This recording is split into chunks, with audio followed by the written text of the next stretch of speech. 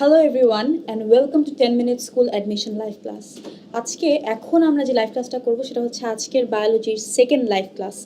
এবং বায়োলজির গত লাইভ ক্লাসটাতে অর্থাৎ কিছুক্ষণ আগে আমরা যে লাইভ ক্লাসটা করেছি সেই লাইভ ক্লাসটাতে আমরা কিন্তু প্রাণীর পরিচিতি নিয়ে আলোচনা করেছিলাম।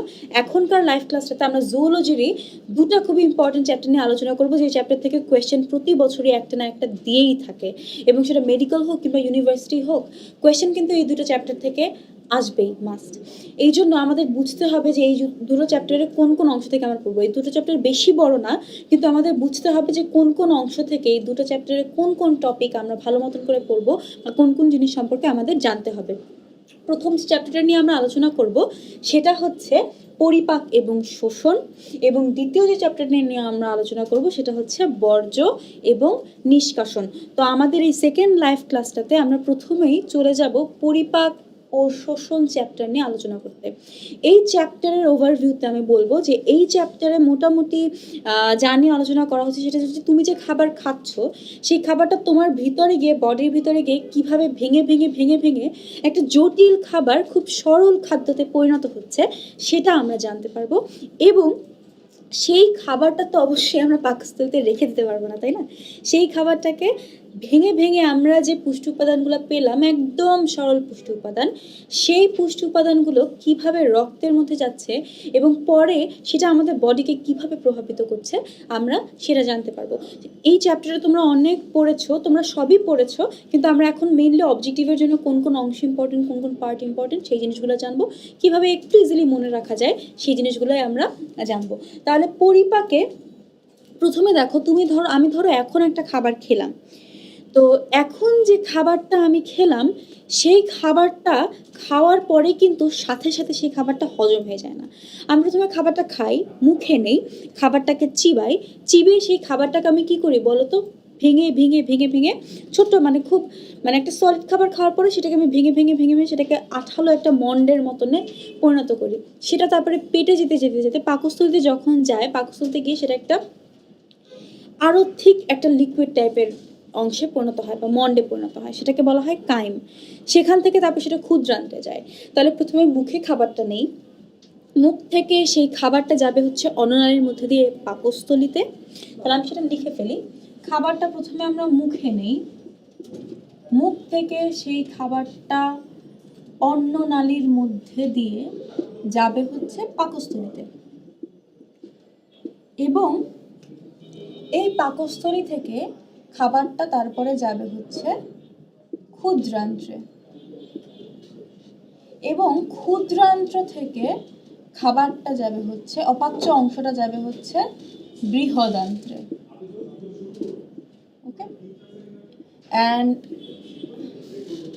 পরিপাকৃত খাবারটা যেটা, সেই পরিপাকৃত খাবারটা শোষণ হয়ে রক্তের মধ্যে চলে যাবে। ঠিক আছে, তাহলে দুটা জিনিস দেখো, প্রথমে তুমি মুখে খাবার নিচ্ছ, খাবার নেওয়ার পরে খাবারটা কিন্তু আর যখন তুমি চিবাচ্ছ খাবারটা কিন্তু আর সেরকম নাই যেরকম তুমি খাবারটা খেয়েছিলে। খাবারটাকে তুমি চিবিয়ে চিবিয়ে চিবিয়ে চিবিয়ে দাঁত দিয়ে সেটাকে ভাঙছো, কিন্তু তার সাথে সাথে তুমি কিন্তু খেয়াল করবে তোমার মুখের থেকে এক ধরনের রস, এক ধরনের কেমিক্যাল তোমার মুখের থেকে রিলিজ হবে, তাই না? সেই কেমিক্যালটাকে আমরা বলি লালা বা স্যালাইভা। এই স্যালাইভাটা খাবারের সাথে মিক্স হয়, এবং মিক্স হয়ে সেই খাবারটাকে কি করে, চেঞ্জ করে ফেলে, এবং খাবারটাকে আরও নরম করে তারপরে ফার্দার সেই খাবারটাকে তুমি কি করো, গিলে ফেলো, এবং তারপর যে লম্বা নালীর মধ্যে দিয়ে খাবারটা পাস করে যায় সেটাকে বলা হয় অন্ননালী বা ইসোফেগাস। সেই অন্ননালী বা ইসোফেগাসের মধ্যে দিয়ে খাবারটা চলে যায় আমাদের পাকস্থলীতে বা স্টমাকে, এবং সেখানে গিয়ে অনেক ধরনের এনজাইম, অনেক কিছু মিক্স হয়ে খাবারটা খুব ভালো মতন পরিপাক হয়। যে যে অংশ খাবারের পাকস্থলীতে পরিপাক হয় না সেই অংশ পরিপাক হতে খাবারটা চলে যায় ক্ষুদ্রান্ত্রে। এখন ক্ষুদ্রান্ত্রে যাওয়ার পরে খাবারের ফাইনাল স্টেজ অফ পরিপাক ক্ষুদ্রান্ত্রে হবে। ক্ষুদ্রান্ত্রে চলে যাওয়ার পরে খাবারটা ক্ষুদ্রান্তে যখন পরিপাক হতে থাকবে তখন খাবারের কিছু অংশ দেখা যাবে যেটা আমি পরিপাক করতে পারছি না বা যেটা আমি পচাতে পারছি না। খাবারের সাথে এরকম কিছু অংশ প্রায় আমরা পেয়ে থাকি যেগুলো হয়তো তুমি পচাতে পারবে না বা পরিপাক করতে পারবে না তোমার স্টমেক। তো তখন খাবারের যে অংশটুকু পরিপাক করে একদম সরল অংশে আমরা পরিণত করতে পেরেছি, সেই পরিপাকৃত অংশটা ক্ষুদ্রান্ত্রের মাধ্যমে শোষিত হয়ে নালীর মধ্যে রক্তে প্রবেশ করবে এবং যে অংশটুকু পচাতে পারেনি সেটা চলে যাবে বৃহদান্ত্র এবং বৃহদান্ত্র থেকে তারপরে মলাশয়ে এবং মলাশয় গিয়ে সেটা ফিসিস বা মল হিসেবে সেটা জমা থাকবে এবং তারপরে আস্তে আস্তে যখন তুমি নতুন খাবার খাবে সেই মলাশয় যে ফিসিস বা মলটা জমা ছিল সেটার উপরে চাপ পড়বে, চাপ পড়ার কারণে সেই মলটা তারপরে তোমার বডি থেকে বের হয়ে আসবে, অর্থাৎ অপাচ্য অংশটা তোমার বডি থেকে তুমি মল আকারে বের করে দিবে। তাহলে এই যে জিনিসটা এই বৃহদান্ত্রের মধ্যে দিয়ে সেই অপাচ্য অংশটা চলে যাবে আর কি। তাহলে এটা হচ্ছে মেইনলি একটা ওভারভিউ যে পরিপাকে কি কি হয়। তাহলে দুটো অংশ, এটার পরিপাক একটা, শোষণ একটা। তো প্রথমে আমরা পরিপাক দেখব। পরিপাকের দুটা অংশ থাকে পরিপাক তরলতন্ত্রের, একটা হচ্ছে পরিপাক গ্রন্থি আর একটা হচ্ছে পরিপাক নালী। তো পৌষ্টিক নালীতে কি কি অংশ আছে আমরা দেখলাম। ফার্স্টে মুখ, তারপর ফ্যারিংস, অন্ননালী, পাকস্থলী, ক্ষুদ্রান্ত্র, বৃহদান্ত্র, মলাশয়, তারপর হচ্ছে অ্যানাস। তাহলে এই যে অংশটা, এই যে অংশগুলো আমাদের পরিপাক তন্ত্রে থাকে, এই পরিপাক তন্ত্রের অংশগুলো তো আমরা আগেই জেনেছি, কিন্তু এইখানে আমরা এলাবোরেটলি পরিপাক গ্রন্থির কাজগুলো সম্পর্কে জানতে পারবো। তাহলে এই যে ধরো আমি একটা খাবার খেলাম, সেই খাবারটা খাওয়ার পরে কিন্তু আমার সেই খাবারটা টোটালি পরিপাক হতে 24 থেকে 72 ঘন্টা টাইম লাগবে। তার মানে আমি বলতে পারি যে একজন সুস্থ ব্যক্তির দেহে খাদ্য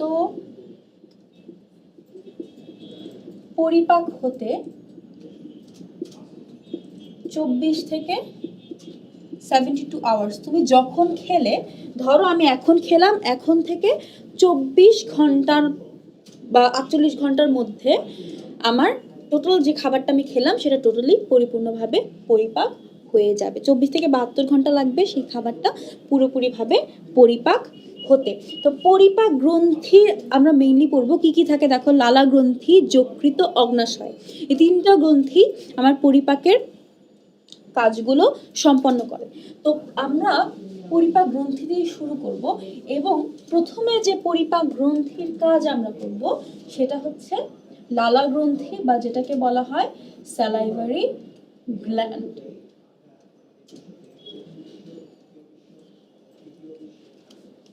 তাহলে এই যে লালা গ্রন্থি বা স্যালাইভারি গ্ল্যান্ড নিয়ে আমরা এখন আলোচনা করব। লালা গ্রন্থি কি করে, ধরো এই যে খাবারটা তুমি মুখে নিলে, এখন খাবারটা মুখে নেওয়ার পরে কি হবে বলতো, তুমি দাঁত দিয়ে খাবারটাকে চিবাবে, তাই না? দাঁত দিয়ে খাবারটাকে চিবালে যেটা হয় সেটা হচ্ছে খাবারটার বাহ্যিক ফর্মটা চেঞ্জ হয়ে যায়, তাই না? তাহলে এই যে খাবারটার বাহ্যিক ফর্মটা চেঞ্জ হয়ে যাওয়া, এটাকে বলা হয় যান্ত্রিক পরিপাক। যে তুমি কিভাবে খাবারটার বাহ্যিক ফর্মটা চেঞ্জ করছো, এই জিনিসটা হচ্ছে যান্ত্রিক পরিপাক। আর আরেকটা আছে রাসায়নিক পরিপাক। রাসায়নিক পরিপাক হচ্ছে এনজাইমের মাধ্যমে খাবারের ভিতরের অংশ তুমি কিভাবে পরিবর্তন করছো বা ভিতরের যে গঠনটা, খাবারের মধ্যে যে রাসায়নিক বস্তুগুলো আছে সেই রাসায়নিক বস্তুগুলা কিভাবে তুমি চেঞ্জ করে ফেলছো বা পরিবর্তন করে ফেলছো, ভেঙে ভেঙে ভেঙে ভেঙে সরল রাসায়নিক বস্তু জটিল রাসায়নিক বস্তু থেকে তুমি আনছো, সেটাই হচ্ছে রাসায়নিক পরিপাক। তাহলে বাহ্যিক পরিপাকটা আমরা দাঁত দিয়ে করি বা মানে যান্ত্রিক পরিপাকটা দাঁত দিয়ে হয়, রাসায়নিক পরিপাকটা লালার গ্রন্থিতে কিভাবে হয়। এই যে লালার গ্রন্থি যে রসটা বা যে জুসটা, সবগুলো গ্রন্থি থেকে কিছু রস ক্ষরণ হয়। লালা গ্রন্থি থেকে লালা রস ক্ষরণ হয় বা সালাইভা ক্ষরণ হয়। তারপরে পাকস্থলী থেকে তোমার কিন্তু গ্যাস্ট্রিক গ্রন্থি থেকে কি হয় বলো তো, গ্যাস্ট্রিক গ্রন্থি থেকে তোমার গ্যাস্ট্রিক জুস ক্ষরণ হয়। আন্ত্রিক যে গ্রন্থিগুলো আছে সেগুলো থেকে আন্ত্রিক জুস ক্ষরণ হয়, এরকম বিভিন্ন জিনিস হয়। তাহলে লালা গ্রন্থি থেকে লালা রস, যেটাকে আমরা স্যালাইভা হিসেবে চিনি, সেই স্যালাইভা লালা গ্রন্থি থেকে ক্ষরণ হয়। তাহলে এই যে স্যালাইভা লালা গ্রন্থি থেকে ক্ষরণ হচ্ছে, এই স্যালাইভাটার প্রথমে আছে যে বিষয়টা, আরেকটা ইম্পর্টেন্ট বিষয় এই চ্যাপ্টার পড়বার সময় তোমাদের অবশ্যই মাথায় রাখা উচিত, সেটা হচ্ছে যে এই চ্যাপ্টারে কিন্তু যত ধরনের রসের কথা বলা হয়েছে, লালা রস, গ্যাস্ট্রিক জুস ইত্যাদি অনেক কিছুর, তারপরে রয়েছে পিত্ত রস, তাই না, ইত্যাদি অনেক কিছুর কথা বলা হয়েছে, অনেক টাইপ অফ জুসের কথা বলা হয়েছে। তো সেগুলোর পিএইচ এর ভ্যালু কিন্তু দেওয়া থাকে বা পিএইচ এর মান দেওয়া থাকে। তো যেসব লিকুইডের কথা বলা হয়েছে এই চ্যাপ্টারে স্পেশালি, তো সেই লিকুইডের পিএইচ এর ভ্যালুগুলো কিন্তু তোমাদের ভালো মতন জানতে হবে। পিএইচ এর ভ্যালু জানলে তোমরা বুঝতে পারবে সেটা অম্লীয় নাকি সেটা ক্ষারীয়। তাহলে এই যে লালারসের পিএইচ এর ভ্যালু কিন্তু 6.2 থেকে 7.4, which means this is slightly acidic, তাই না?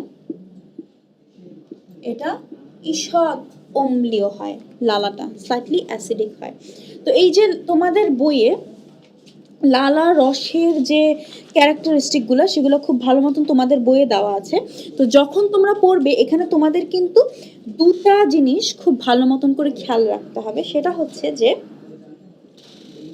যত ধরনের লিকুইডের কথা বলা হয়েছে সেই লিকুইডগুলাতে পানির অ্যামাউন্টটা কত পার্সেন্টেজ কিন্তু বইয়ের মধ্যে দেওয়া থাকে। যেমন লালা রসে পানির পরিমাণ হচ্ছে 95.5%। তাহলে এই টোটাল জুসটার মধ্যে পানির পরিমাণ হচ্ছে 95.5%, অর্থাৎ 4.5%ই তোমার হচ্ছে অন্যান্য পদার্থ, টোটাল 95.5%ই হচ্ছে তোমার পানি, ওয়াটার কন্টেন্ট। তো যত ধরনের জুসের কথা বলা হয়েছে সবগুলাতে পানির অ্যামাউন্টটা কিন্তু তোমাকে অবশ্যই মাথায় রাখতে হবে, যে সেখানে কি অ্যামাউন্টের পানি থাকে এই জিনিসটা কিন্তু তোমাকে অবশ্যই মাথায় রাখতে হবে। তাহলে এই যে পানির অ্যামাউন্টগুলা, পানির পার্সেন্টেজ, তারপরে পিএইচ এর ভ্যালু, কিংবা একজন সুস্থ ব্যক্তির দেহে কতটুকুন প্রোডাকশন হচ্ছে, যেমন লালার রস বা সালাইভা একজন সুস্থ ব্যক্তির দেহে প্রত্যেক দিন কিন্তু 1200 থেকে 1500 ml পার ডে প্রোডাকশন।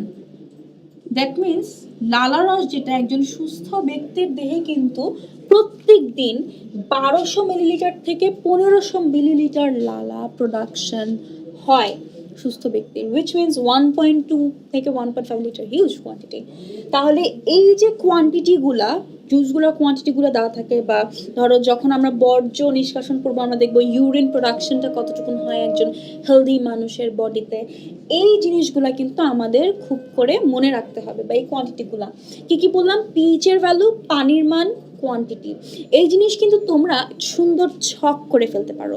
তোমরা যখন চ্যাপ্টারগুলো পড়বে, পরিপাক এবং বর্জ্য নিষ্কাশন চ্যাপ্টারটা কিন্তু পরপর পড়বে, এবং কি করবে বলো তো, এই দুটো চ্যাপ্টার পড়ার সময় তোমরা একটা ছক বানাবে, এবং সেই ছকে তোমরা এই চ্যাপ্টারে যতগুলো মানে যত ধরনের লিকুইড পেলে, লালা রস বলো, তারপরে হচ্ছে গ্যাস্ট্রিক জুস বলো, তারপরে আন্ত্রিক জুস বলো, এই যত ধরনের, আবার ইউরিন যেটা আমরা পাবো বর্জ্য নিষ্কাশনে, তাহলে এই জিনিসগুলোর যে পিএইচ এর ভ্যালু, এগুলোতে পানির পরিমাণ, প্রত্যেক দিন কতটুকুন প্রোডাকশন হচ্ছে, কত এমএল প্রোডাকশন হচ্ছে, এই জিনিসগুলো তোমরা সেই ছকে লিখে রাখলে তোমরা পরীক্ষার আগে জাস্ট একবার চোখ বুলিয়ে গেলে কিন্তু তোমরা খুব ইজিলি এই জিনিসগুলো করে ফেলতে পারবে, বা খুব ইজিলি এই জিনিসগুলো মাথায় রাখতে পারবে। তখন আর তোমাদের মানে কোনো একটা জিনিস খুঁজবার জন্য, কারণ এই ভ্যালুগুলো কিন্তু বইয়ের হাইলাইট করে দেওয়া থাকে না অনেক সময়।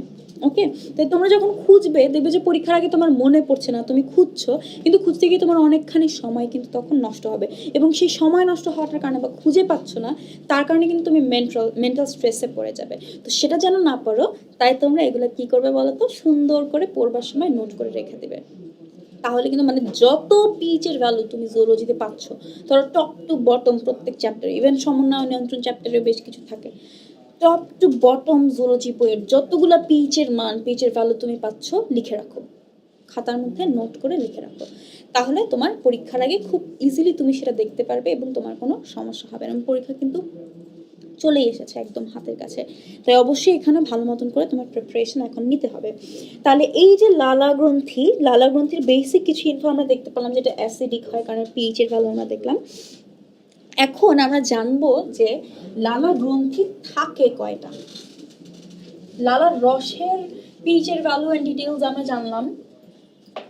লালা গ্রন্থি আমাদের বডিতে থাকে হচ্ছে 3 জোড়া বা 3 pairs, which means 6টা, তাই না? তাহলে লালা গ্রন্থি আমাদের বডিতে থাকে হচ্ছে 6টা।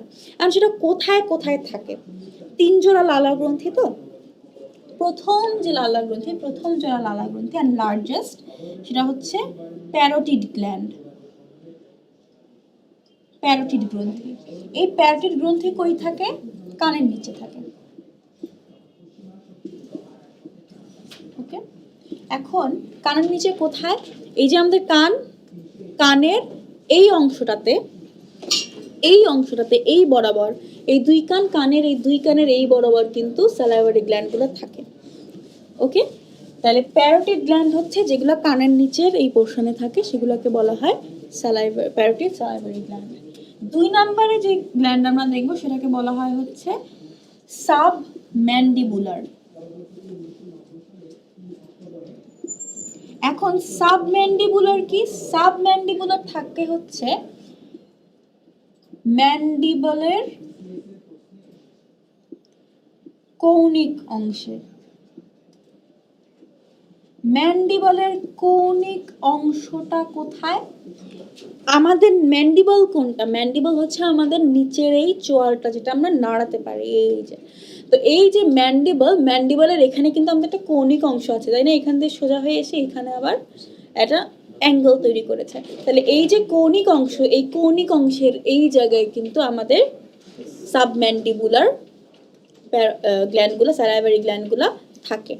এবং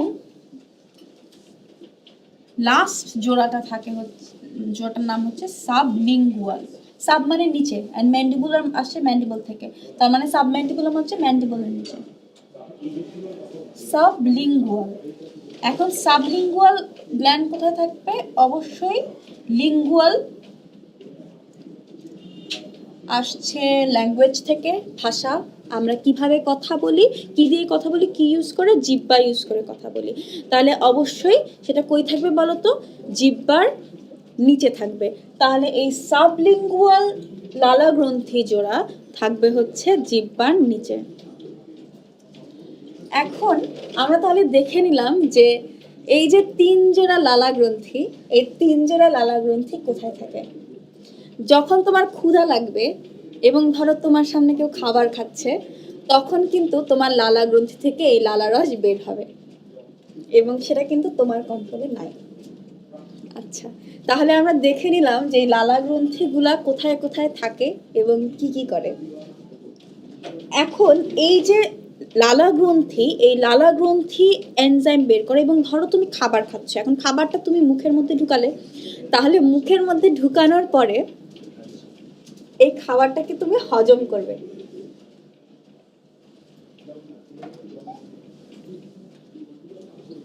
হজম কিন্তু পাকস্থলীতে হয়, ক্ষুদ্রান্ত্রে হয় বেশি, এবং আংশিকভাবে হজমটা হয় কিন্তু আমাদের মুখ গহ্বরে। তার মানে মুখ গহ্বরে লালা গ্রন্থি কিন্তু আমাদের আংশিক হজমটা করে। এখন এই যে আংশিক হজম আমাদের মুখ গহ্বরে হচ্ছে, এটা কিভাবে হয়? আমরা দেখেছিলাম লালা রস, তাই না, যেটা হচ্ছে স্যালাইভা। এই স্যালাইভার মধ্যে অনেক কিছু থাকে, 95.5%ই ওয়াটার থাকে, এবং বাকি যে 4.5% সেটা মেজরিটি অংশ কিন্তু থাকে হচ্ছে এনজাইমস। তাহলে এই যে এনজাইমগুলো থাকে, সেই এনজাইমগুলো কি করে? তুমি যখন খাবারটা খাও, সেই খাবারটা কি হবে? তোমার মুখে যখনই তুমি চিবাবে, এই লালা রসটা বের হয়ে খাবারটার সাথে মিক্স হবে, এবং লালা রসের মধ্যে যে এনজাইমগুলো থাকবে, সেই এনজাইমগুলো কি করবে? খাবারটাকে আংশিক পরিপাক করে ফেলবে, অর্থাৎ খাবারটা পুরোপুরি পরিপাক হবে না।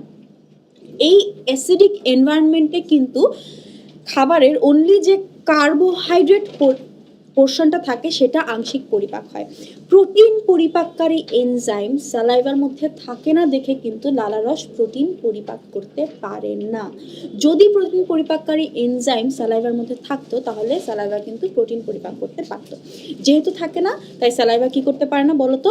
প্রোটিন পরিপাক করতে পারে না। কিন্তু স্যালাইভার মধ্যে কিন্তু কার্বোহাইড্রেট পরিপাককারী এনজাইম থাকে, যার কারণে এর মাধ্যমে কিন্তু কার্বোহাইড্রেট পরিপাক হতে পারে। তাহলে আমরা দেখে নিব যে স্যালাইভারি এনজাইম যেগুলা, সেই স্যালাইভারি এনজাইমগুলা কি কি, আমরা সেই জিনিসটা দেখে নিব। এখন আমরা অনেক সময় মনে রাখতে পারি না যে স্যালাইভারি এনজাইমগুলো কি কি, বা কোন কোন এনজাইম থাকে স্যালাইভার মধ্যে। তো সেটার জন্য তুমি ছোট কোন একটা ট্রিক ইউজ করে তুমি মাথায় রাখতে পারো যে এনজাইমগুলো কি কি হয়। তো আমি যখন মনে রাখতাম স্যালাইভারি এনজাইমগুলো, আমি একটা খুব পয়েন্টলেস একটা রাইম দিয়ে এই জিনিসটা মনে রাখতাম, কিন্তু মনে থাকে, আসলেই মনে থাকে। সেটা হচ্ছে face back Tom cabin. Face back Tom cabin, এটাতে কি হলো, এটাতে যেটা হবে সেটা হচ্ছে ফেসে হচ্ছে ফসফেটেজ এনজাইম,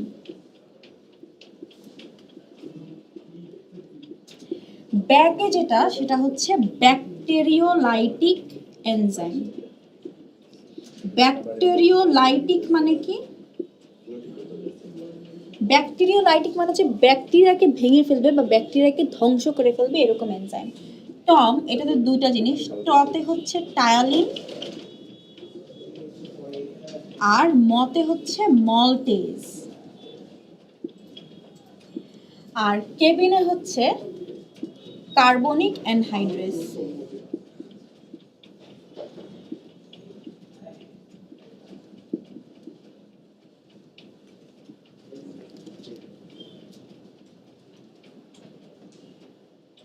তাহলে ফেস ব্যাক টম কেবিন, এটাতে কি হয়ে গেল বলতো? ফেসে হচ্ছে ফসফেটেজ, ব্যাকে হচ্ছে ব্যাকটেরিয়ালাইটিক যেটা ব্যাকটেরিয়াকে ধ্বংস করে ফেলবে, টতে হচ্ছে টায়ালিন আর মতে হচ্ছে মলটেজ, আর কেবিনে হচ্ছে কার্বনিক অ্যানহাইড্রেস। তাহলে এই কয় ধরনের এনজাইম আমরা লালারসের মধ্যে পেতে পারি। তার মধ্যে টায়ালিন এবং মলটেজই মেইন, যেগুলো কি করে কার্বোহাইড্রেটকে ভেঙে ফেলে।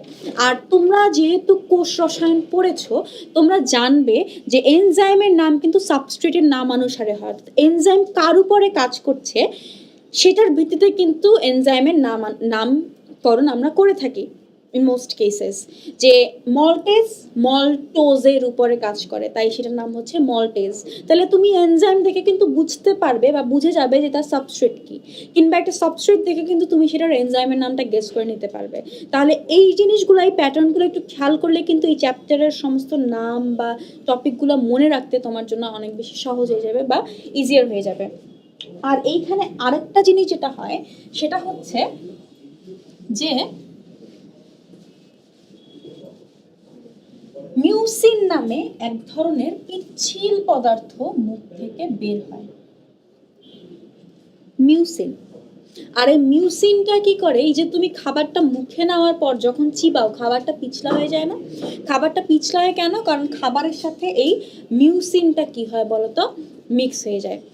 মিউসিন মিক্স হয়ে খাবারটাকে পিছলা বানিয়ে দেয়, যার কারণে খাবারটা কিন্তু কি হয়ে যায়, ইজিলি অন্ননালীর মধ্যে দিয়ে পাস করে পাকস্থলীতে চলে যেতে পারে। তো এইটাই হচ্ছে মিউসিনের মেইন কাজ আর কি। এখন আরেকটা ইনফরমেশন যেটা হয়তো তোমরা অনেকেই জানো না, সেটা হচ্ছে যদি কারো বডিতে বা যদি কারো মুখ থেকে কম সালাইভা প্রোডাকশন হয়, ধরো 1200 থেকে 1500 millilitre per day is the optimum amount, যে এতটুকুন প্রোডাকশন হয় একজন সুস্থ ব্যক্তি বডিতে। তার মানে কারো বডিতে যদি 1200 ml এর থেকেও কম হয় পার ডে, তার মানে সে অবশ্যই সুস্থ না, তার কোনো একটা ডিজিজ আছে। এবং এই যে কম সালাইভা প্রোডাকশন, এটা একটা ডিজিজ, এবং এই ডিজিজটার নাম হচ্ছে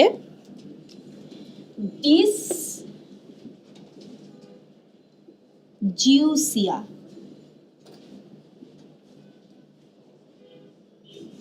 তাহলে ডিসজিউসিয়া হচ্ছে এমন একটা ডিজিজ, যে ডিজিজটা কখন হয়, যখন কোনো একজন ব্যক্তির বডিতে কম সালাইভা প্রোডাকশন হয়, তখন তার বডিতে যে ডিজিজটা হয় সেটাকে আমরা বলি ডিসজিউসিয়া। তাহলে এই যে সালাইভা, এটা আরও আরেকটা খুব ইম্পর্টেন্ট কাজ করে, সেটা হচ্ছে যে দুইটা অংশ থাকে, একটা হচ্ছে আইজিএ, সালাইভাতে কিন্তু অ্যান্টিবডি থাকে, অ্যান্ড আইজিএ কিন্তু এক ধরনের অ্যান্টিবডি, আর আইসোজাইম নামে আরেক ধরনের রাসায়নিক পদার্থ থাকে। এই দুটো মিলে কিন্তু খাদ্যের মধ্যে যে জীবাণু থাকে সেই জীবাণুগুলোকে ধ্বংস করে। তাহলে আইজিএ এবং আইসোজাইম এই দুটো জিনিস মিলে খাদ্যের মধ্যে যে জীবাণু, তুমি যে খাবারটা খাচ্ছ, এই যে আমি ধরো বাইরে গেলাম, আমি বাইরে গিয়ে রাস্তার বিভিন্ন খাবার যদি আমি খাই, কিংবা তুমি বাইরে গিয়ে রাস্তার বিভিন্ন খাবার যদি খাও, তাহলে সেই খাবারে কি পুরা রাস্তার ধুলাবালি ময়লা থাকে না? অবশ্যই অনেক জার্মস থাকে, কিন্তু তারপর তো সবসময় তোমার পেট খারাপ করে না, তাই না? তোমার স্টমাক এক হয় না বা কোনো প্রবলেম হয় না। কেন? কারণ এই যে লালা রস তুমি যখন খাবারটা মুখে দিচ্ছ, তখন সালাইভার মধ্যে এই অ্যান্টিবডিটা আইজিএ এবং আইসোজাইম মিলে সেই মানে যে জীবাণুগুলো থাকে খাবারে সেগুলোকে ধ্বংস করে দেয়। তাহলে লালা রসের মোটামুটি এতটুকুনি ইম্পর্টেন্ট পার্ট, যেটা হচ্ছে আমাদের জানার মতন, আমরা সেটা জেনে নিলাম লালা গ্রন্থির এবং লালা রসের। নেক্সট যে গ্রন্থিটা নিয়ে আমরা আলোচনা করব সেটা হচ্ছে যকৃত বা লিভার। এখন এই যে যকৃত বা লিভার, এটা কিন্তু লার্জেস্ট গ্ল্যান্ড, এবং যকৃত বা লিভারের স্ট্রাকচারটা তোমরা খানিকটা পড়ে নিতে পারো বই থেকে, যে যকৃত বা লিভারের স্ট্রাকচারটা কীরকম, কয়টা লোবিউল থাকে, কী কী থাকে, কী কী শিরা, কী কী ধমনী থাকে, সেটা পড়ে নিতে পারো। But the most important thing that you have to know about liver is এটার কাজ কী, এটার ফাংশন কী, কী কী কাজ এই লিভারটা করে, সেটা কিন্তু জেনে রাখা অনেক বেশি ইম্পর্টেন্ট। তো মোস্টলি 8টা কাজ, 8টা পয়েন্ট তোমাদের মাথায় রাখতে হবে লিভারের কাজ হিসেবে। এখন সেই 8টা পয়েন্ট বা 8টা কাজ কি কি হতে পারে আমরা সেটা এখন দেখব। এই 8টা কাজ খুব ভালো মতন করে যকৃতের ক্ষেত্রে মাথায় রাখতে হয়। তো প্রথম যে কাজটা করে সেটা হচ্ছে যকৃত দুটো জিনিস সঞ্চয় করে এবং অনেকগুলো জিনিস তৈরি করে। কি কি জিনিস যকৃত সঞ্চয় করে? যকৃত সঞ্চয় করবে হচ্ছে ভিটামিন আর লিপিড।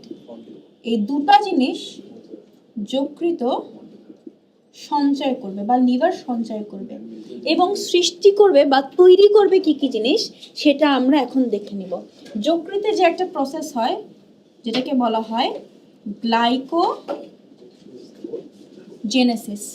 গ্লাইকোজেনেসিস কি? গ্লাইকোতে হচ্ছে গ্লাইকোজেন, অ্যান্ড জেনেসিস মানে হচ্ছে তৈরি হওয়া বা অরিজিনেট করা। তাহলে গ্লাইকোজেনেসিস মানে গ্লাইকোজেন তৈরি হওয়া। তাহলে গ্লাইকোজেন তৈরি হওয়ার প্রসেসটাকে বলা হয় গ্লাইকোজেনেসিস। তাহলে কিভাবে তৈরি হবে? আমরা জানি গ্লাইকোজেনটা কি। গ্লাইকোজেন হচ্ছে প্রাণী দেহের সঞ্চিত পদার্থকে বলা হয় হচ্ছে গ্লাইকোজেন। ওকে, যেমন উদ্ভিদ দেহের সঞ্চিত পদার্থ হচ্ছে স্টার্চ, তেমন প্রাণী দেহের সঞ্চিত পদার্থকে বলা হয় হচ্ছে গ্লাইকোজেন। এবং এই গ্লাইকোজেনটা কিভাবে তৈরি হলো? এই যে গ্লুকোজে পরিণত হলো, বড় বড় কার্বোহাইড্রেট সেগুলো ভেঙে ভেঙে কিসে পরিণত হয়? গ্লুকোজে পরিণত হয়। এই গ্লুকোজগুলা গ্লাইকোসাইডিক বন্ডের মাধ্যমে একটা আরেকটার সাথে যুক্ত হয়ে হয়ে হয়ে হয়ে হয়ে হয়ে গ্লাইকোজেন হিসেবে লিভারে স্টোর থাকে। প্রয়োজনে এখান থেকে আমাদের বডিতে আমরা গ্লুকোজ সরবরাহ করি। তাহলে এই যে গ্লুকোজ, সেই গ্লুকোজ থেকে গ্লুকোজগুলা গ্লাইকোসাইডিক বন্ডের মাধ্যমে মিলে মিলে মিলে মিলে গ্লাইকোজেন তৈরি করে। এটাকে বলা হয় গ্লাইকোজেনেসিস, হুইচ মিন্স গ্লাইকোজেন সৃষ্টি হচ্ছে। তারপরে যেটা মাথায় রাখতে হবে সেটা হচ্ছে পিত্তরস বা বাইল যেটাকে বলা হয়। তো আমরা অনেকে মনে করি যে পিত্তরস বা বাইলটা পিত্তথলিতে সৃষ্টি হয় বা তৈরি হয়, কিন্তু আসলে পিত্তরস কিন্তু পিত্তথলিতে তৈরি হয় না। পিত্তরস তৈরি হয় হচ্ছে যকৃতে, আর যকৃতে তৈরি হয়ে যকৃত থেকে সেটা গিয়ে স্টোরড হয় হচ্ছে পিত্তথলিতে। তাহলে সে যকৃতে বা লিভারে তৈরি হয়ে স্টোর হচ্ছে পিত্তথলিতে। তাহলে পিত্তরস যকৃত তৈরি করে থাকে। এরপর যে জিনিসটা সে তৈরি করে সেটা হচ্ছে আরবিসি, লোহিত রক্তকণিকা বা আরবিসি তৈরি করে। সিক্সথে যে জিনিসটা আমরা জানবো সেটা হচ্ছে প্লাজমা প্রোটিন। প্লাজমায় বিভিন্ন ধরনের প্রোটিন থাকে। তোমরা দেখেছো যে যখন রক্ততঞ্চন প্রক্রিয়ায় তোমরা পড়েছিলে, রক্ততঞ্চন প্রক্রিয়ায় কিন্তু আমাদের অনেকগুলো প্লাজমা প্রোটিন দরকার হয়েছিল। তাহলে প্লাজমায় যে প্রোটিনগুলো থাকে, যেগুলো বিভিন্ন শারীরবৃত্তীয় কাজে ইউজড হয়, সেগুলোকে বলা হয় প্লাজমা প্রোটিন। প্লাজমা প্রোটিনও তৈরি হয় যকৃতে।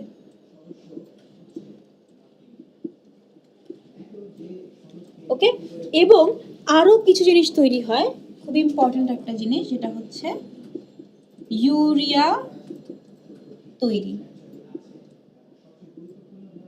আরেকটা জিনিস আছে যেটা হচ্ছে বিলিরুবিন তৈরি। তাহলে ইউরিয়া তৈরি, যে ইউরিয়াটা বর্জ্য হিসেবে বের করে দিই আমরা পরে, এবং বিলিরুবিন তৈরি হয় হচ্ছে যকৃতে। তাহলে এই 8টা পয়েন্ট আমরা দেখলাম।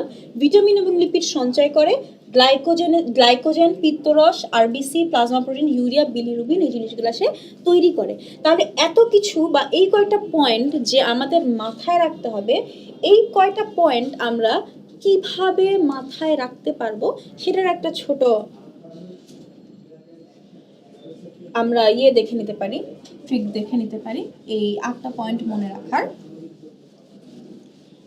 তো আমি পড়বার সময় এরকম তোমরা যখন পড়ো, তোমরা পড়বার সময় নিজেদের এরকম ছোটখাটো অনেক ধরনের রাইম বানিয়ে কিন্তু তোমরা পড়তে পারো। তাহলে কিন্তু তোমাদের দেখা যাবে যে তোমরা অনেক ইজিলি মনে রাখতে পারছো, বা মনে রাখতে তোমাদের আর কষ্ট হচ্ছে না। যেমন এটা মনে রাখার জন্য আমি বানাবো গুপি ভিলায়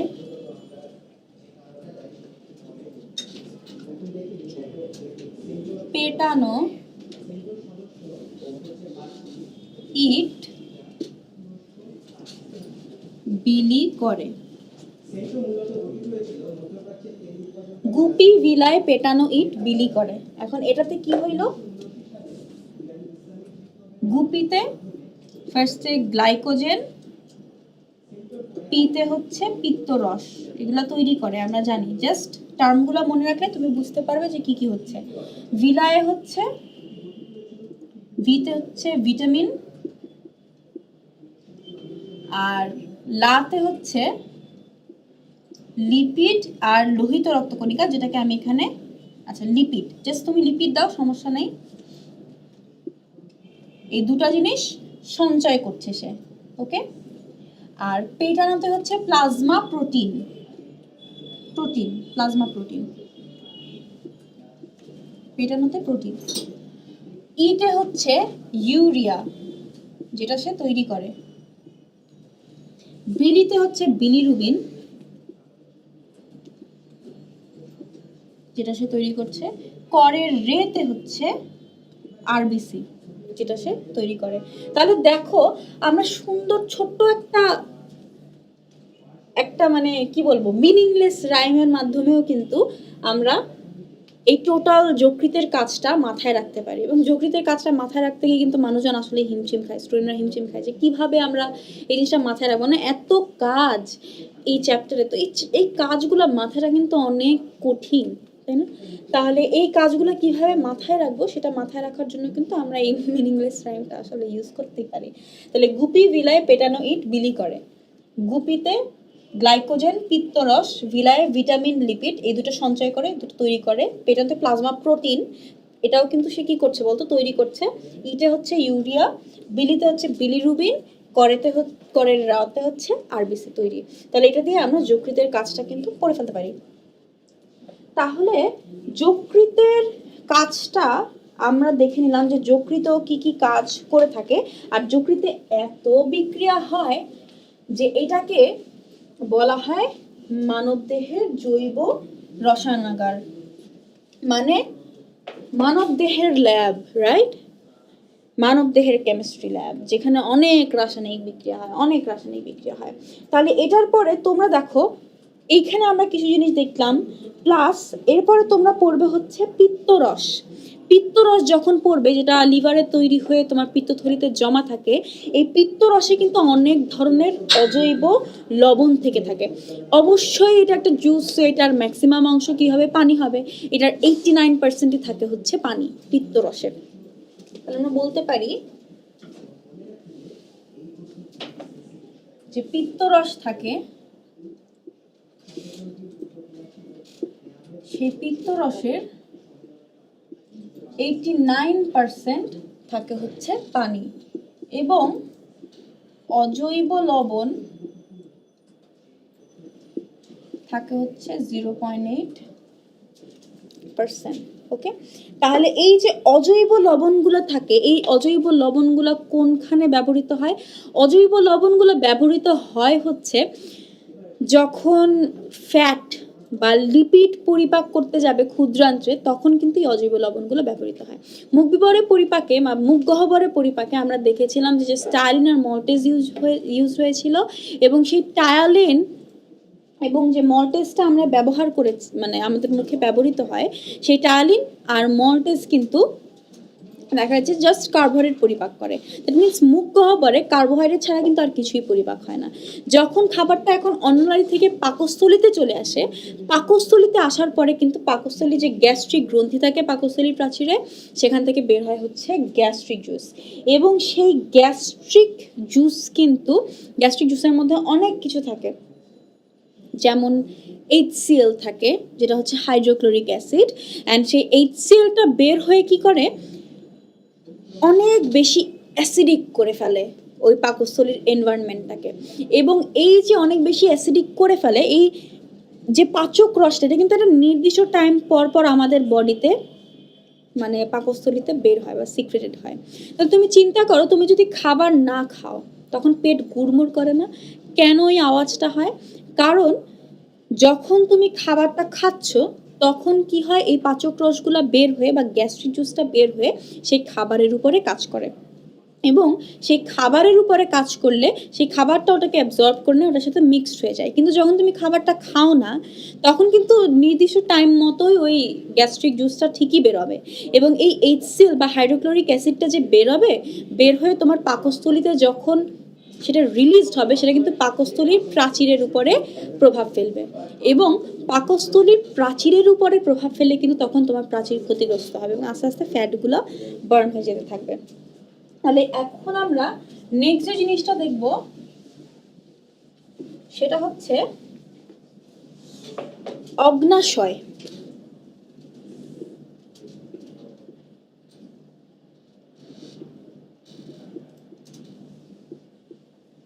আমরা নেক্সট দেখব হচ্ছে অগ্নাশয়। ওকে, এখন এই যে অগ্নাশয় বা প্যানক্রিয়াস, এটাকে কিন্তু বলা হয় মিক্সড গ্ল্যান্ড বা মিশ্র গ্রন্থি। কেন বলা হয়? আমরা জানি দুই ধরনের গ্রন্থি থাকে, অন্তঃক্ষরা এবং বহিঃক্ষরা। অন্তঃক্ষরা গ্রন্থিগুলো কি করে? হরমোন ক্ষরণ করে। বহিঃক্ষরা গ্রন্থিগুলো কি করে? এনজাইম ক্ষরণ করে। অ্যান্ড হরমোনগুলো গিয়ে যখন বহিঃক্ষরা গ্রন্থির উপরে নক করবে, তখন কিন্তু বহিঃক্ষরা গ্রন্থি কি করবে? এনজাইমগুলো ক্ষরণ করবে। তো এই অগ্নাশয় বা প্যানক্রিয়াস এমন একটা গ্ল্যান্ড, যে গ্ল্যান্ডটা কি করে বলতো, একই সাথে সে হরমোনও ক্ষরণ করে এবং সে এনজাইমও ক্ষরণ করতে পারে। এই জন্য অগ্নাশয়কে একমাত্র মিক্সড গ্ল্যান্ড বা মিশ্র গ্রন্থি বলা হয়। এখন এই যে অগ্নাশয় আমরা দেখতে পাবো, এই অগ্নাশয়ের কি কি কাজ আমরা এখন সেই জিনিসটা দেখব। অগ্নাশয়ের সমস্ত কাজের মধ্যে যে জিনিসটা সবচেয়ে বেশি মাথায় রাখতে হবে, ও অগ্নাশয় থেকে যে রসটা বের হয় সেটাকে বলা হয় অগ্নাশয়ের রস বা প্যানক্রিয়াটিক জুস, এবং এটাতে প্রচুর এনজাইম থাকে। ক্ষুদ্রান্তে যখন খাবারটা যায়, এই অগ্নাশয়ের রস আর পিত্তরস মিলে দুইটা ওই খাবারটার উপরে প্রভাব ফেলে, এবং অগ্নাশয়ের রসের মধ্যে এত এনজাইম থাকে, এবং পিত্তরসে যে পিত্ত লবণগুলো থাকে সেগুলা মিলে এবং অগ্নাশয়ের রসের এনজাইমগুলো মিলে কি করে, খাবারের যে লিপিডটা থাকে সেই জটিল লিপিডটাকে ভেঙে তোমার ফ্যাটি অ্যাসিড এবং গ্লিসারলে কনভার্ট করে ফেলে। আর এই অগ্নাশয় রসে অন্যান্য বিভিন্ন ধরনের এনজাইম থাকে। প্রোটিন যে এনজাইমগুলো পরিপাক করে, যে এনজাইমগুলো প্রোটিনকে পরিপাক করে, সেগুলোকে বলা হয় প্রোটিওলাইটিক এনজাইম। যে এনজাইমগুলো কার্বোহাইড্রেটকে পরিপাক করে সেগুলোকে বলা হয় হচ্ছে অ্যামাইলোলাইটিক এনজাইম। যেগুলো লিপিডকে পরিপাক করে সেগুলোকে বলা হয় লাইপোলাইটিক এনজাইম। তাহলে অগ্নাশয় রসের মধ্যে কিন্তু প্রোটিওলাইটিক, অ্যামাইলোলাইটিক, লাইপোলাইটিক এই তিন ধরনের এনজাইমই থাকে। ওয়ারেস আমাদের মুখে কিন্তু জাস্ট তোমার অ্যামাইলোলাইটিক এনজাইমগুলো আমরা পাবো, অর্থাৎ যেগুলো কার্বোহাইড্রেট পরিপাক করতে পারে, এরকম ছোটোখাটো কিছু এনজাইম আমরা পেয়ে থাকবো। আর পাকস্থলীতে আমরা মেইনলি পাবো হচ্ছে প্রোটিওলাইটিক এনজাইম। তাহলে এই যে অগ্নাশয় রস, এই অগ্নাশয় রসের বা অগ্নাশয়ের অগ্নাশয়ের যে মেইন জিনিসটা আমাদের মাথায় রাখতে হবে সেটা হচ্ছে হরমোন ক্ষরণ। এই প্যানক্রিয়াস যে হরমোনগুলো ক্ষরণ করে, তার মধ্যে কোন হরমোন কি কি কাজ করছে, যেমন 4 ধরনের হরমোন আমরা পাবো, আলফা, বিটা, গামা হরমোন আমরা পাবো, এবং আমরা আরো পাবো হচ্ছে ডেল্টা হরমোন বা ডেল্টা। তাহলে এই যে আলফা, অগ্ন্যাশয়ের মধ্যে এগুলো হরমোন না, সরি, এগুলো হচ্ছে সেল। অগ্ন্যাশয়ে আলফা সেল থাকবে বা আলফা কোষ থাকবে, বিটা সেল থাকবে, গামা সেল বা গামা কোষ থাকবে এবং ডেল্টা সেল থাকবে। এবং এগুলা কি করবে বলো তো? এগুলা কিছু পার্টিকুলার হরমোন ক্ষরণ করবে। যেমন আলফা সেল যেটা বা আলফা কোষ, সেগুলো ক্ষরণ করে গ্লুকাগন। আর এই গ্লুকাগনটা কি করে? গ্লুকাগন যেটা করে সেটা হচ্ছে রক্তে গ্লুকোজের অ্যামাউন্টটাকে বাড়িয়ে দেয়। দেখো, খেয়াল করো, গ্লুকাগন আছে, তাই সেটা কি করবে? সেটা গ্লুকোজের অ্যামাউন্টটাকে বাড়িয়ে দেবে। যেহেতু এখানে গ্লুকা আছে, তাই এটা গ্লুকোজের অ্যামাউন্টটাকে বাড়িয়ে দেবে। বিটা সেল ইনসুলিন ক্ষরণ করে, সেটা গ্লুকাগনের উল্টাটা, উইচ মিনস গ্লুকোজের লেভেলটা বেড়ে গেলে সেটাকে কমিয়ে নর্মাল করে ফেলে। ওকে, অ্যান্ড গামা সেল যেগুলো থাকে, গামা সেল কি করে? Gamma cell polypeptide, gamma cell generally polypeptide ক্ষরণ করে। এখন এই পলিপেপটাইড কি? পলিপেপটাইড হচ্ছে যে প্রোটিনের, তুমি যখন জটিল প্রোটিন ভাঙলে পরে যে স্টেজটা তুমি পাও সেটা হচ্ছে পলিপেপটাইড।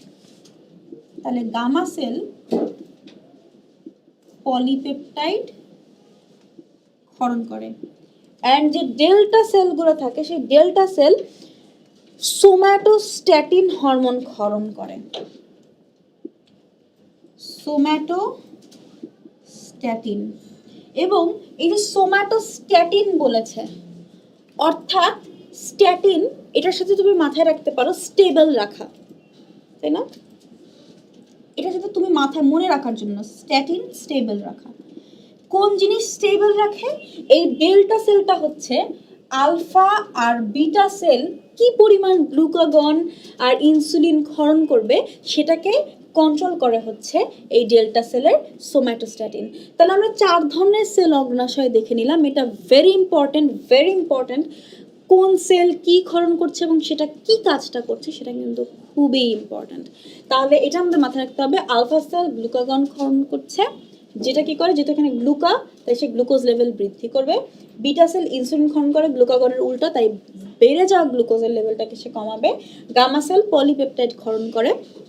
আর ডেল্টা সেল কি করে? সোম্যাটোস্ট্যাটিন ক্ষরণ করে। এবং সোম্যাটোস্ট্যাটিনটা স্ট্যাটিনের সাথে স্টেবলের মিল আছে, তাই সে আলফা এবং বিটা সেল যে হরমোন ক্ষরণ করে সেগুলোকে স্টেবল রাখে বা নিয়ন্ত্রণে রাখে, কতটুকু সে ক্ষরণ করবে। তাহলে এগুলো অনেক বেশি ইম্পর্টেন্ট। আন্ত্রিক গ্রন্থিও তোমরা দেখতে পারো, আন্ত্রিক রসে কিন্তু অনেক বেশি পরিমাণ পানি থাকে, যেটা হচ্ছে 98.5% পানি কিন্তু তোমার আন্ত্রিক রসের মধ্যেই থাকে, এবং সেখানে কিন্তু অনেক বেশি এনজাইমও থাকে আন্ত্রিক গ্রন্থিতে।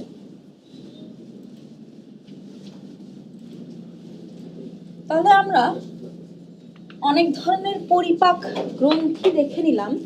নেক্সট যে জিনিসটা ইম্পর্টেন্ট, আমরা পরিপাক গ্রন্থি দেখলাম অনেক কিছু।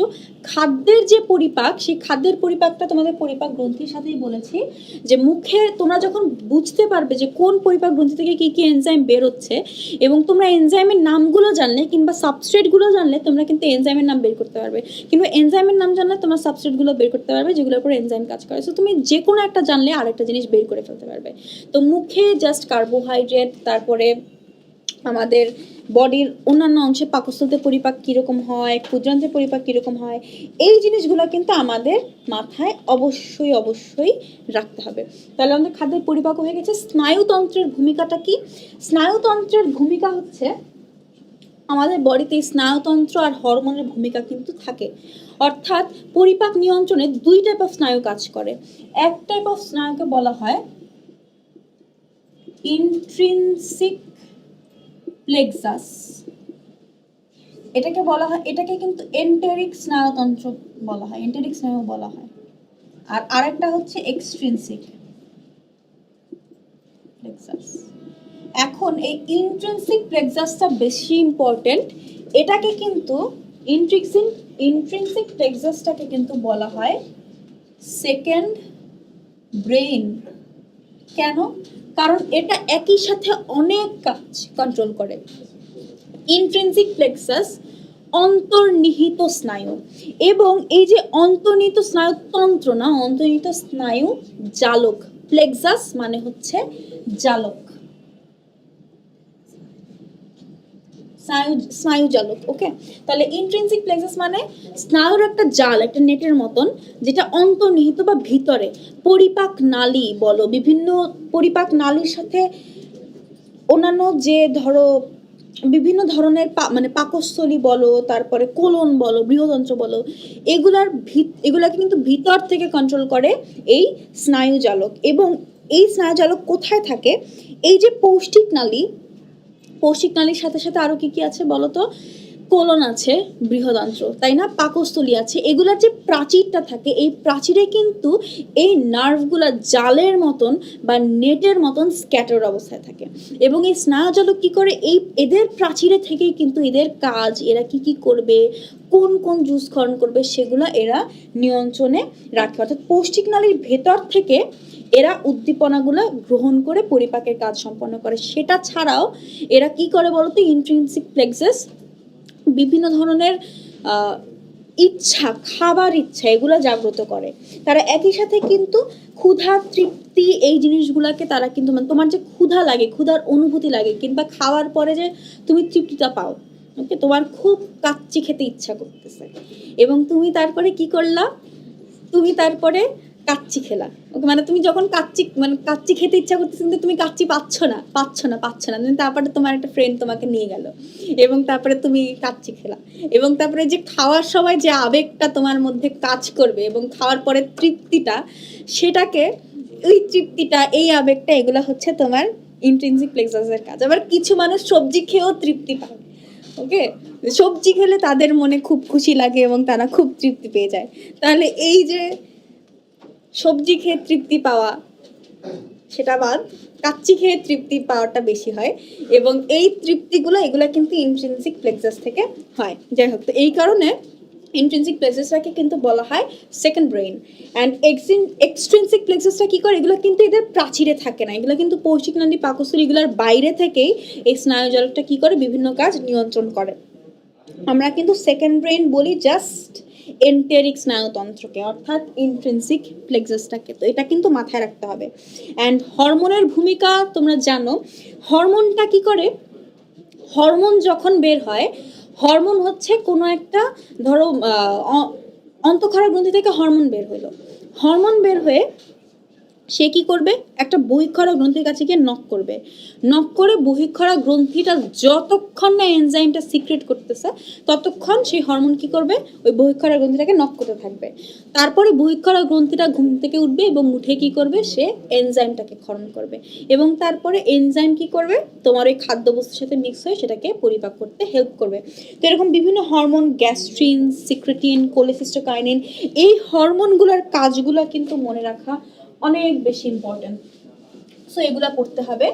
স্নায়ুতন্ত্রের ভূমিকা, বৃহদন্ত্রের যে তিনটা মেইন কাজ আছে, সেই তিনটা মেইন কাজের মধ্যে প্রথম হচ্ছে এই যে অপাচ্য অংশটা খাবারের, যেটা বৃহদন্ত্রে চলে আসে, সেখান থেকে কি করে?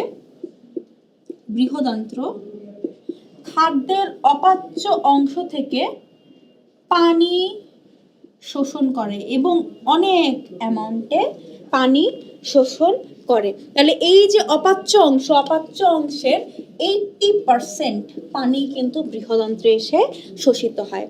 প্লাস আরও যে জিনিস, সেই অপাচ্য অংশের যে ফার্মেন্টেশন, সেই ফার্মেন্টেশনটা কিন্তু গাজানো বা ফার্মেন্টেশন বলা হয়, গাজন, সেটাও কিন্তু এই বৃহদন্ত্রের মধ্যে হয়। তাহলে অপাচ্য অংশের ফার্মেন্টেশন। অ্যান্ড আমরা জানি ফার্মেন্টেশনের জন্য কি লাগে? ব্যাকটেরিয়া লাগে। বৃহদন্ত্রের মধ্যে কিন্তু 500 ডিফারেন্ট টাইপস অফ ব্যাকটেরিয়া থাকে আমাদের বডিতেই, এবং এই ব্যাকটেরিয়াগুলো কি করে? এই ব্যাকটেরিয়াগুলো কিন্তু এই অপাচ্য অংশটাকে ফার্মেন্টেড করে ফেলে। এবং অ্যাপেন্ডিক্সকে একটা জিনিস বলা হয় উপকারী জীবাণুর ভান্ডার। এই জিনিসটা মাথায় রাখতে হবে। আমাদের যে অ্যাপেন্ডিক্স, এই অ্যাপেন্ডিক্সকে কিন্তু বলা হয় উপকারী জীবাণুর ভান্ডার। এই অ্যাপেন্ডিক্সে কি হবে বলতো? এই উপকারী জীবাণুর ভান্ডার কেন বলা হচ্ছে? কারণ অ্যাপেন্ডিক্সে কিছু উপকারী ব্যাকটেরিয়া থাকে, যেগুলো কি করে? আমাদের খাবারের মধ্যে যে ক্ষতিকর জীবাণুগুলো আসে খাবারের মাধ্যমে, সেই জীবাণুগুলোকে ধ্বংস করে ফেলে। তো এগুলো কিন্তু অবজেক্টিভের জন্য খুবই ইম্পর্টেন্ট জিনিস বা খুবই ইম্পর্টেন্ট পার্ট। অ্যান্ড লাস্ট যে জিনিসটা পরিপাক এবং শোষণ পোর্শনে, সেটা হচ্ছে স্থূলতা। স্থূলতা কি তোমরা দেখেছো ওবেসিটি। স্থূলতাতে দেহের উচ্চতা বিএমআইটা নির্ণয় করা। স্থূলতার ক্ষেত্রে মোস্ট ইম্পর্টেন্ট হচ্ছে বিএমআইটা নির্ণয় করা, বডি মাস ইনডেক্স। আমাদের উচ্চতার সাথে আমাদের ওজনটার রেশিওটা কতটুকুন সেটা দেখবার জন্য উচ্চতা বাই ওজন স্কোয়ার, এবং এটা কিন্তু কেজি পার মিটার স্কোয়ার, যার কারণে তোমার হাইটটা যদি ফিট বা ফুটে দেওয়া থাকে তোমাকে কিন্তু সেটাকে মিটারে কনভার্ট করে সেটাকে স্কোয়ার করতে হবে, তারপরে উচ্চতাটাকে সেই ওজন দিয়ে আমাদের ভাগ দিতে হবে, মানে উচ্চতা এবং ওজনের রেশিওটা তারপরে আমার বের করতে হবে। সরি, হ্যাঁ, ওজনটাকে আমি কি করব, উচ্চতা দিয়ে ভাগ দিব। কেজি পার মিটার স্কোয়ার হচ্ছে একক, কেজি হচ্ছে ওজনের একক। সো আমি ওজনটা বের করব কেজিতে, উচ্চতাটা বের করব মিটার স্কোয়ারে। যখন আমার উচ্চতাটা ফিটে দেওয়া থাকবে সেটাকে আমি মিটারে কনভার্ট করে ফেলবো। একটা জিনিস একটু উল্টা বলে ফেলেছিলাম যে উচ্চতা বাই ওজন স্কোয়ার, না সেটা না, ওজন বাই উচ্চতা স্কোয়ার, কারণ এককটা হচ্ছে কেজি পার মিটার স্কোয়ার।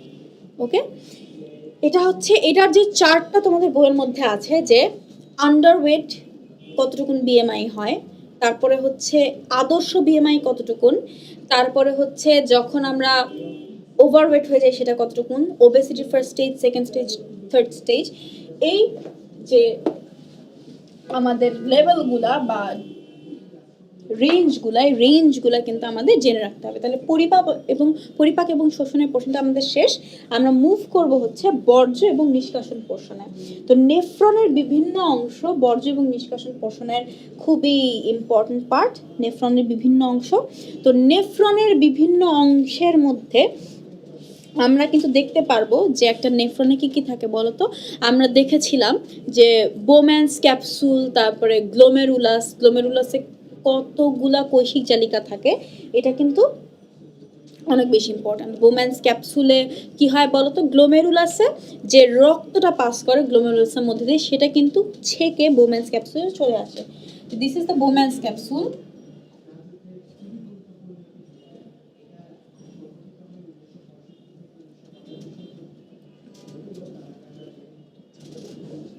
এই বোম্যান্স ক্যাপসুলের এখানে থাকে হচ্ছে গ্লোমেরুলাস, এই জায়গায় থাকে হচ্ছে গ্লোমেরুলাস।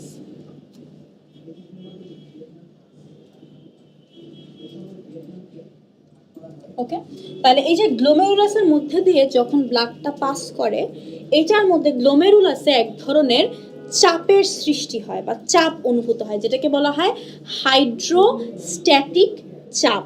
ওই হাইড্রোস্ট্যাটিক চাপের কারণে এই কৈশিক জালিকাগুলো থেকে বোম্যান্স ক্যাপসুলে কিন্তু রক্তের যে বর্জ্য পদার্থগুলো থাকে সেগুলো চলে আসে। মানে অনেকের কোয়েশ্চেন থাকে যে এই যে হাইড্রোস্ট্যাটিক চাপটা অনুভূত হচ্ছে সেটাতে বর্জ্য পদার্থের আয়নগুলো চলে আসলো, কিন্তু কেন রক্তকণিকাগুলো আসলো না? কারণ এই কৈশিক জালিকায় যে ছিদ্রগুলো থাকে সেই ছিদ্রগুলো কিন্তু অনেক ছোট ছোট, ওই ক্ষুদ্র ক্ষুদ্র ছিদ্রের মধ্যে দিয়ে কিন্তু আয়নগুলাই পাস করতে পারে, কিন্তু এক একটা কোষ আয়নের তুলনায় কত গুণ বড়, ওই ক্ষুদ্র ছিদ্রের মধ্যে দিয়ে কিন্তু আয়নগুলাই তাই পাস করতে পারবে, কিন্তু কোষগুলো তাই আর ওই চাপে পাস করতে পারে না। এই কারণে রক্ত কিন্তু এর মধ্যে আসে না, আসে হচ্ছে তোমার বর্জ্য পদার্থের আয়ন। তাহলে আমরা দেখে নিলাম যে এই যে গ্লোমেরুলাস, এই গ্লোমেরুলাসের এখানে কিভাবে তোমার হাইড্রোস্ট্যাটিক চাপের মাধ্যমে তোমার বর্জ্য পদার্থগুলো চলে আসে। তাহলে এই যে প্রসেসটা, এটাকে বলা হয় গ্লোমেরুলার ফিল্ট্রেট তৈরি। মূত্র তৈরির প্রথম ধাপ হচ্ছে এটা, গ্লোমেরুলার ফিল্ট্রেট তৈরি। তো আমাদের নেফ্রনের বিভিন্ন অংশের মধ্যে এরপরে যে অংশটা থাকে সেটাকে বলা হয় পিসিটি। এই অংশটা হচ্ছে পিসিটি, প্রক্সিমাল কনভলিউটেড টিউবিউল বা নিকটবর্তী পেঁচানো নালিকা। তারপরে থাকে হচ্ছে একটা লুপ, যেটাকে বলা হয় লুপ অফ হেনলি। তারপরে থাকে আরেকটা পেঁচানো নালিকা, যেটা হচ্ছে ডিসিটি বা ডিস্টাল কনভলিউটেড টিউবিউল। অ্যান্ড তারপরে সেটা গিয়ে একটা নালীর সাথে মিলিত হয়, যেটা হচ্ছে সংগ্রাহক নালিকা। এটা হচ্ছে নেফ্রনের বিভিন্ন পার্ট বা বিভিন্ন অংশ। পিসিটি, এটা হচ্ছে লুপ অফ হেনলি,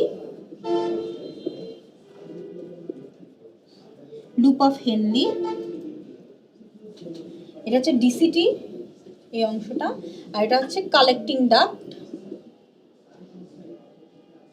বা সংগ্রাহী নালিকা। ওকে, তাহলে এটা হচ্ছে আমার নেফ্রনের বিভিন্ন পার্ট। মূত্র তৈরির প্রথম ধাপটা আমরা দেখে নিয়েছি, বা ইউরিন প্রোডাকশনের, যেটা হচ্ছে তোমার গ্লোমেরুলার ফিল্ট্রেটটা তৈরি হবে। তো তোমরা যখন এই চ্যাপ্টার থেকে পড়বে, এই চ্যাপ্টারের ওই মেইন অংশগুলো কিন্তু অবশ্যই তোমার পিএইচ এর ভ্যালু যদি দেওয়া থাকে, ইউরিনের পিএইচ এর মান বা কতটুকুন প্রোডাকশন হয় ফুল ডেতে, সেটা কিন্তু অবশ্যই তোমরা খুঁজে বের করে তোমরা অবশ্যই খাতায় লিখে রাখবে। এবং এই যে ধরো তোমার একটা কিডনির যে বিভিন্ন পার্ট, কয়টা রেনাল পিরামিড থাকে কিডনিতে, 8 থেকে 12টা রেনাল পিরামিড থাকে, কিডনির বিভিন্ন পার্ট, কিডনির ভাঁজটাকে কি বলা হয়, এই জিনিসগুলো যে হাইলাস পেলভিস, এই জিনিসগুলো কিন্তু তোমাকে শুরুতে অবশ্যই জানতে হবে। প্লাস তুমি যদি প্রোটিন বেশি খাও, তোমার কিন্তু মূত্রটা কি হয়ে যাবে বলো তো, বেশি অ্যাসিডিক হয়ে যাবে। কারণ প্রোটিন থেকে কিন্তু প্রোটিনের ভাঙনের মাধ্যমে কিন্তু কিটো অ্যাসিড পাওয়া যায়, যার কারণে তুমি যদি প্রোটিনের খাবার বেশি খাও, প্রোটিন জাতীয় খাবার বেশি খাও, তখন কিন্তু কি হয়ে যাবে বলো তো, তোমার বডিতে অ্যাসিডিক প্রোডাকশনটা, মানে মূত্রটা অনেক বেশি পরিমাণে অ্যাসিডিক হয়ে যায়। তাহলে আবার শাকসবজি খেলে সেখানে লবণ বা সল্ট জাতীয় পদার্থ বেশি থাকে, তাই মূত্রটা তখন ক্ষারীয় হয়ে যায়। এই ধরনের জিনিসপাতি অনেক বেশি পড়তে হবে।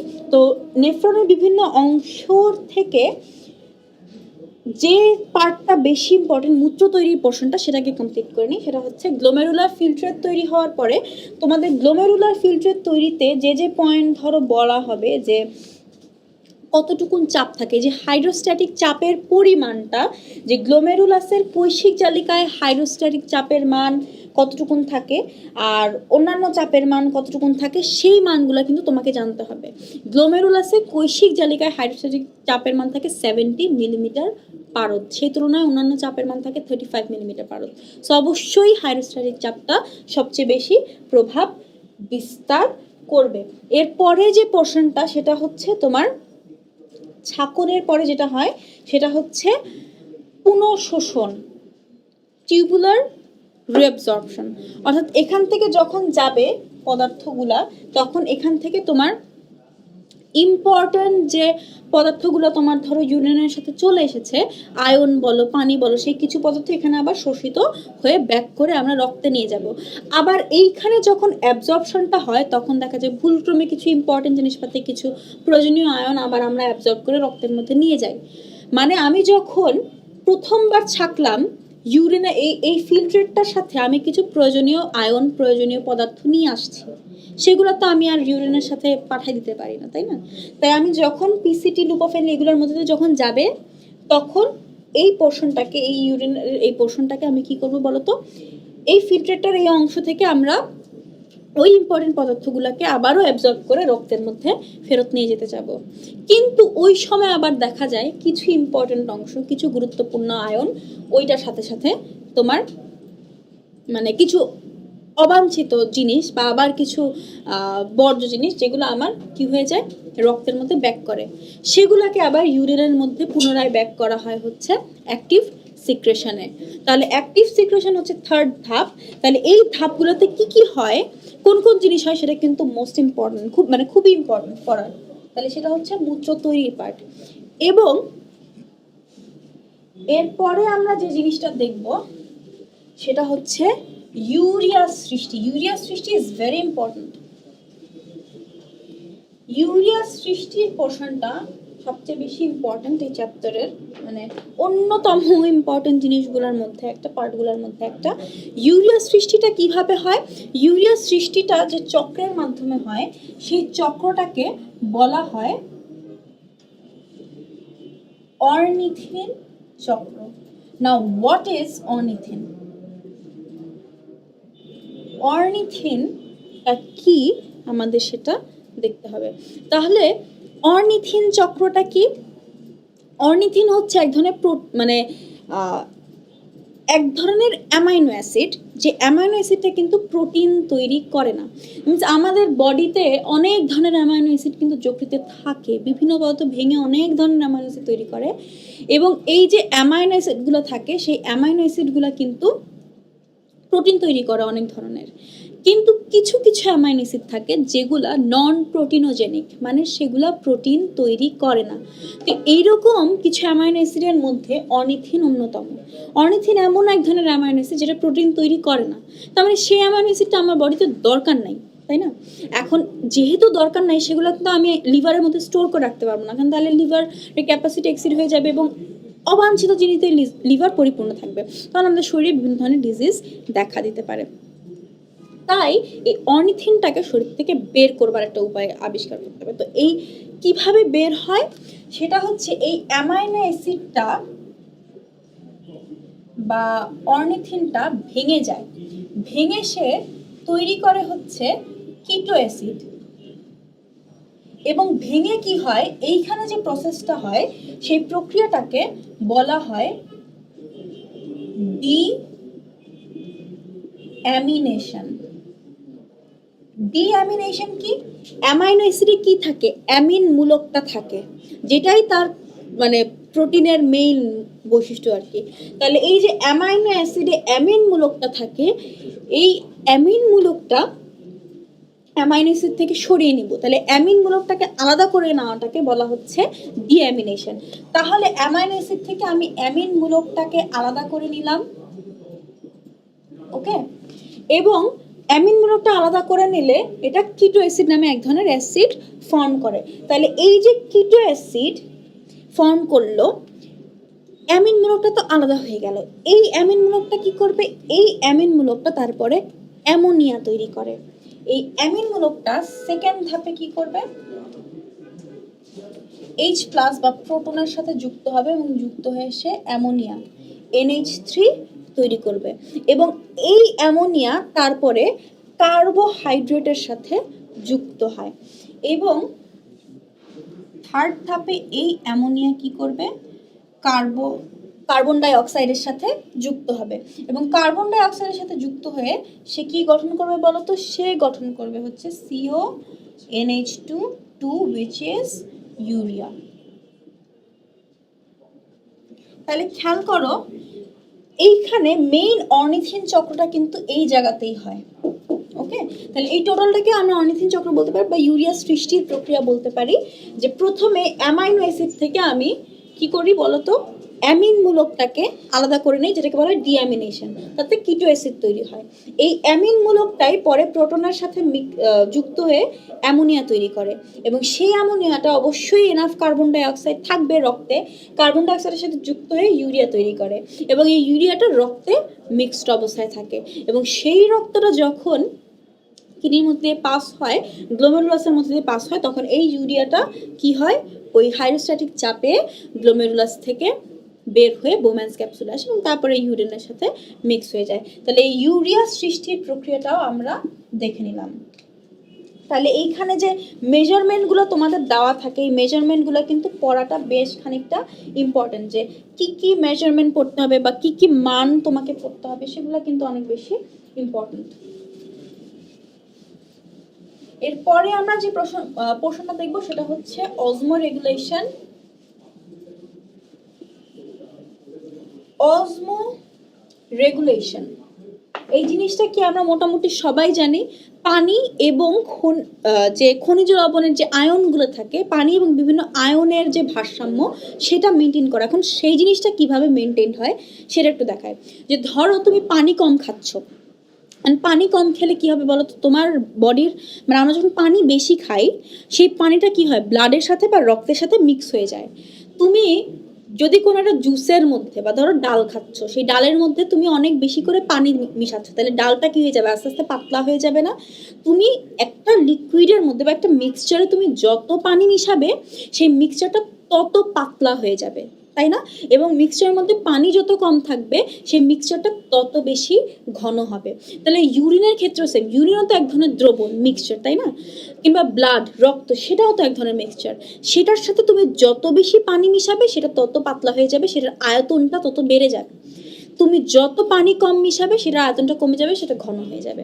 তো যখন তুমি পানি বেশি খাও, সে পানিটা রক্তের সাথে অনেক বেশি মিক্সড হয় এবং যেহেতু তোমার রক্তে এনাফ পানি আছে, তখন তোমার ইউরিন প্রোডাকশনটা কি হবে, আস্তে আস্তে বেড়ে যাবে, এবং তখন ইউরিনের মাধ্যমে তুমি বেশি পানি খেলে কিন্তু ইউরিনেশনটা বেশি হবে, তাই না? ইউরিন প্রোডাকশনটা বেশি হবে, অনেক বেশি হবে, ইউরিনের সাথে এক্সট্রা যত পানি তুমি খেয়েছো সেটা বের হয়ে যাবে।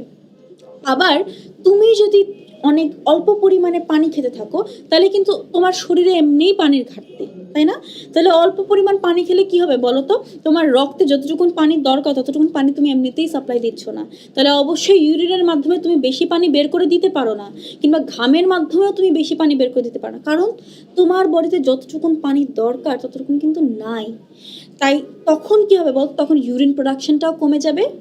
কেন কমে যাবে? কারণ আমরা কি জানি, আমরা কি পড়েছি যে লিকুইডের মধ্যে, মানে কোনটা মিক্সচারের মধ্যে পানির অ্যামাউন্টটাই কিন্তু বেশি থাকে।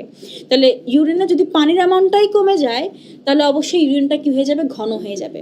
তাহলে যখন তুমি পানি বেশি খাচ্ছ তখন ইউরিনটা পাতলা হচ্ছে, যখন তুমি পানি কম খাচ্ছ তখন ইউরিনটা ঘন হয়ে যাচ্ছে, কারণ সেটার মধ্যে তুমি কি করতে পারছো না, বেশি পানি বের করে দিতে পারছো না, তখন কিন্তু তোমার ঘামও কম হয়ে যায়, তোমার শরীর অটোমেটিক্যালি তোমার ঘামটাকেও কমিয়ে ফেলে, কারণ ঘামের মাধ্যমেও তুমি কি করতে পারবে না, বেশি পানি বের করে দিতে পারবে না, তখন বর্জ্যগুলোও কিন্তু অত ইজিলি শরীর থেকে বের হতে পারে না, এই জন্যই পানি বেশি খেতে হয়। তাহলে এইভাবে দেখো পানির ব্যালেন্সটা রক্ষিত হয়, এটাকেই বলা হয় হচ্ছে অসমো রেগুলেশন। বিভিন্ন আয়নের ব্যালেন্সও কিন্তু এভাবে মেনটেন করা হয়, যেমন সোডিয়াম আয়ন। এই সোডিয়াম আয়ন কিন্তু পানি যেখানে থাকে, বেশি পানি যেখানে থাকে জেনারেলি সেখানেই সোডিয়াম আয়নটা অনেক বেশি থাকতে দেখা যায়, which means extra cellular fluid, কোষের বাইরের তরলে এই সোডিয়াম আয়নটা অনেক বেশি থাকে। তাহলে এই সোডিয়াম আয়নের ভারসাম্য নিয়ন্ত্রণটাও কিন্তু তোমার হয় কিডনির মাধ্যমে, বৃক্কের মাধ্যমে হয়। তো বৃক্কের পিএইচ নিয়ন্ত্রণ, বডির পিএইচ নিয়ন্ত্রণ এগুলো তো বৃক্ক করেই। তাছাড়া বৃক্কের বা এই চ্যাপ্টারের লাস্ট যে পোর্শন আমরা দেখব সেটা হচ্ছে হরমোনাল ক্রিয়া। কি কি হরমোন আমরা দেখতে পারি? ADH hormone, anti diuretic hormone, angiotensin 2, তারপরে হচ্ছে অ্যালডোস্টেরন হরমোন, আর হচ্ছে এএনএইচ হরমোন, অ্যান্টিন্যাট্রিউরেটিক, অ্যাট্রিয়াল ন্যাট্রিউরেটিক হরমোন যেটাকে বলা হয়। তাহলে এডিএইচ হচ্ছে অ্যান্টি ডাইউরেটিক হরমোন, পিটুইটারি গ্রন্থি থেকে এই হরমোনটা ক্ষরণ হয়, এবং এই যে অ্যান্টি ডাইউরেটিক হরমোন, ডাইউরেসিস, ওকে, অ্যান্টি ডাইউরেটিক, আমি ফার্স্টে ডাইউরেসিস বুঝাই।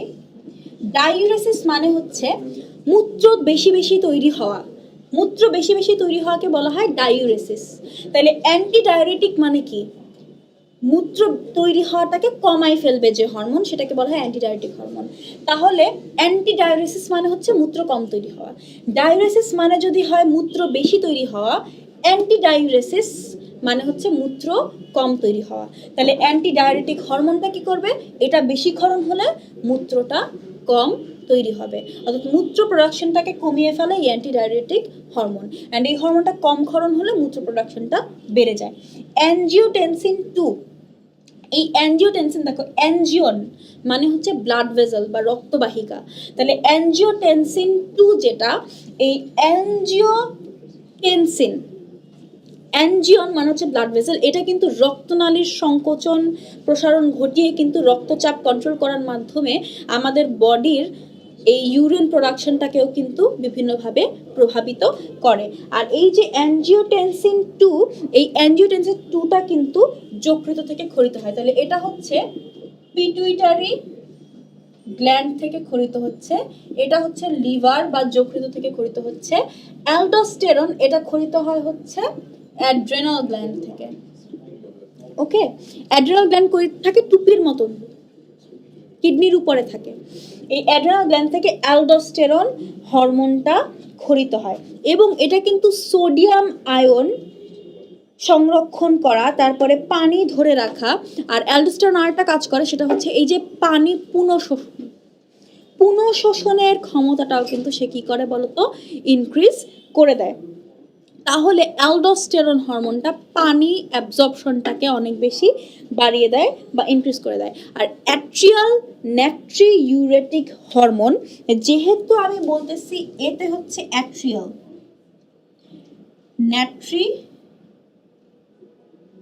ইউরেটিক, এই যে হচ্ছে হরমোন।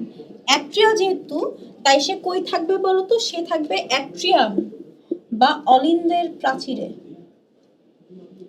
অ্যাট্রিয়ামের প্রাচীরে সে থাকে এবং সে রেচন হার বৃদ্ধি করে, বৃক্কের সোডিয়াম রেচন হার সে বৃদ্ধি করবে এবং দেহে রক্তচাপ এবং রক্তের পরিমাণটা কিন্তু সে কমিয়ে ফেলবে।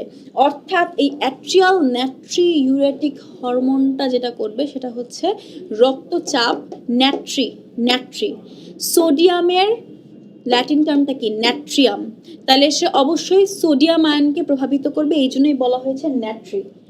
আর ইউরেটিক যেটা, ইউরেটিক কেন বলা হয়েছে? ইউরেটিক বলা হয়েছে কারণ সে কি করে, এই সোডিয়াম আয়নটাকে কন্ট্রোল করবার মাধ্যমে সে কিন্তু ইউরেসিস প্রসেসটা বা ইউরিন ফর্মেশনের প্রসেসটাকে কন্ট্রোল করবে এবং আরেকটা কাজ যেটা করবে সেটা হচ্ছে ব্লাড প্রেশার এবং রক্তের পরিমাণটাকে সে কী করবে বলো তো?